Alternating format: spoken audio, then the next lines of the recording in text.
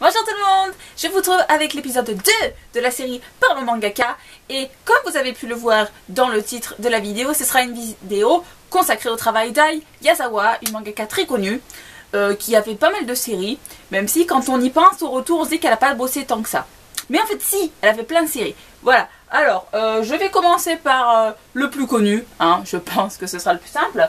Alors c'est une auteure qui est notamment connue pour sa série Nana, qui est éditée chez Delcourt en France et qui est actuellement en 21 tomes. Oula, oui, 21 tomes, j'avais un doute. Voilà, série qui est en cours et puis je pense qu'il sera jamais fini malheureusement puisque l'auteur a été malade pendant un certain temps. Voilà, donc Nana, je pense que vous connaissez tous l'histoire. C'est l'histoire de deux filles japonaises qui s'appellent Nana, qui vont se rencontrer dans un train pour aller à Tokyo, pour vivre à Tokyo.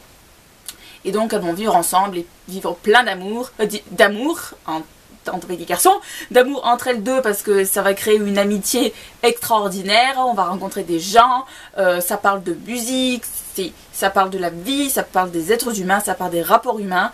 Et voilà, je trouve que c'est très très bien fait. Ceux qui ne connaissent pas Nana, je suis assez surpris. Notamment les personnes qui aiment les shoujo. Si vous ne connaissez pas Nana, c'est très étrange. Et les josei aussi. Voilà. Si vous ne connaissez pas Nana, c'est vraiment étrange pour moi. Mais je vais quand même vous montrer des dessins si vous ne connaissez pas. d'Ai Yazawa. Walou. Et c'est une série que j'adore. C'est notamment un de mes shoujo slash josei préférés. Parce qu'on dit que c'est un shoujo, mais moi je trouve que ça ressemble pas mal à un josei quand même. Hein.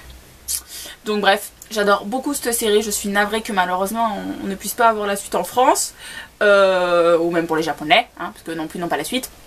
Voilà, sexe, amour, rock'n'roll, rapport humain, excellent, voilà. L'animé enfin il existe un animé et j'ai oublié de vous sortir les coffrets parce que je les ai de mémoire. Je vous dirais qu'il y a 35-45 épisodes, j'ai un trou de mémoire. Mais voilà, bon bref, allez sur internet, vous pourrez vous renseigner. Il est édité chez Kaze et il y a eu 2 films drama qui sont sortis en France. En tout cas je sais que le premier est sorti parce que ben, je l'ai. Mais j'ai oublié de vous le sortir. Voilà, donc très très bonne série, je vous le recommande pour un public qui en a marre de lire des shoujo dans le lycée, tout ça, parce que là du coup on est passé à un stade supérieur, à un âge supérieur. Voilà. Alors, du coup, je vous ai fait dans l'ordre décroissant aussi parce que du coup, Nana est sa dernière série.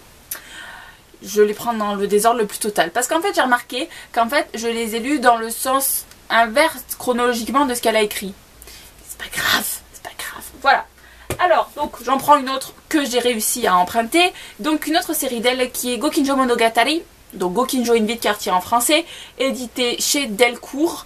En édition simple, il y avait 8 tomes, c'est sorti il y a pas mal d'années. Sauf qu'avec les scotch de la bibliothèque, j'arrive pas à voir de quelle année c'est. 2005, celui-là. Mais là, je crois qu'en 2013 ou en 2014, ils ont fait des éditions double volume, donc il n'y a plus que 4 tomes. Voilà, toujours chez Delcourt. Donc, Gokinjo Monogatari, on est aussi avec des rapports humains. Ai Yazawa fait beaucoup des mangas sur les rapports humains. Au stade des jeunes adultes, voire de l'adolescence, donc c'est un thème qui me plaît bien de manière générale. Sauf que cette fois-ci, nous ne sommes pas avec pour thème la musique rock, on est plus principalement sur l'art de manière générale.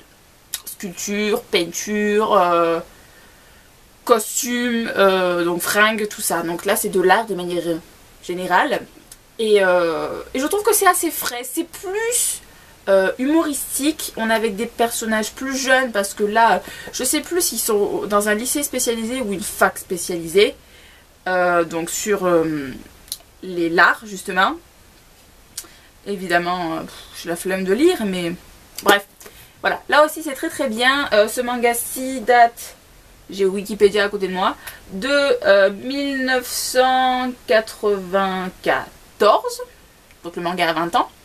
Mais je trouve que c'est frais, c'est mignon, c'est distrayant. Et puis on voit que même si le temps passe, il y a certaines choses qui ne changent pas dans les shoujo. Ça reste toujours la même chose et du coup je vous conseille. Voilà. Ensuite, il y a le deuxième manga d'Ai Yazawa que j'ai découvert. C'est le manga Paradise Kiss, qui est donc édité chez Kana cette fois-ci. C'est une série qui est en 5 tomes. Et là du coup je vous propose l'intégrale, je vous fais pas peur en disant que c'est 5 tomes comme ça. Donc Parakis c'est une série qui est consacrée à la mode, thème que j'adore. J'adore, voilà. Là on suit le quotidien d'une demoiselle qui s'appelle Yukari qui n'a pas de vie, clairement, elle n'a pas d'amis.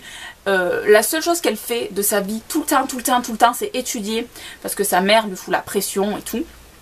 Sauf qu'un jour elle va être repérée par un gars qui s'appelle George, et enfin Georgie, si on fait la japonaise. Et George, il la repère, il la trouve très jolie et il lui demande d'être son mannequin parce que justement il est dans une académie de mode, lui, donc dans l'académie Yazawa, pardon. Et du coup, il demande à Yukari d'être son mannequin et donc Yukari va s'ouvrir au monde, découvrir les choses du monde, ses premiers amours, l'amitié, tout ça. Donc thème très récurrent dans les mangas d'Aiyazawa, du coup vous l'aurez deviné parce que je me répète, c'est du coup les amis, les amours et les arts. Voilà, donc si ces 3 thèmes qui vous plaisent, cette mangaka devrait vous intéresser. C'est un manga mature, je trouve, enfin mature pas dans le sens scène de sexe, mais mature au niveau mentalité, ça fait un peu plus adulte quand même, donc on est plus dans une tranche d'âge nana que dans une tranche d'âge Gokinjo, donc c'est moins humoristique. Mais je vous le recommande pleinement. Si vous n'avez pas envie de vous faire le manga briquette, il y a un animé aussi qui existe de 13 épisodes que je trouve de toute beauté. Le design est beau, les couleurs sont chatoyantes, enfin, il est magnifique cet animé. Parce que j'ai d'ailleurs commencé par l'animé. Et voilà. Du coup, vu que je l'ai emprunté pour vous faire la vidéo, je pense que je vais me faire plaisir et de me refaire des passages. Et du coup, je me rends compte que je vous avais pas montré d'image dans Gokinjo. Mais je vous en montre dans Parakis. J'espère que je vous montre des images où vous voyez quelque chose. Je prends les pages au hasard, hein. Voilà. Donc, ah oui, ça apprend aussi pas mal sur la tolérance dans ce manga. J'aime bien. Voilà. Hop. Donc, c'est tous les mangas papier que j'avais à vous présenter d'Aiyazawa. Il me reste 2 séries que je connais, mais que je n'ai pas. Il y en a une, je l'ai lue, là je ne l'ai pas lue, mais je ne les ai pas à vous présenter malheureusement. Alors, la toute première que j'ai lue, partiellement, c'est la série Je ne suis pas un ange, qui est éditée chez Delcourt aussi, il me semble. Pareil, ils ont fait des gros volumes, et il y en a 4. Donc j'ai lu les 2 ou 3 premiers, je ne sais plus. Là, on remonte encore en arrière par rapport à Gokinjo. Je ne suis pas un ange, date de 1992. Oh, purée! C'est vieux. Voilà, donc là on est vraiment dans un cadre étudiant avec une demoiselle qui est assez faux folle. Elle, l'art en question, c'est le dessin.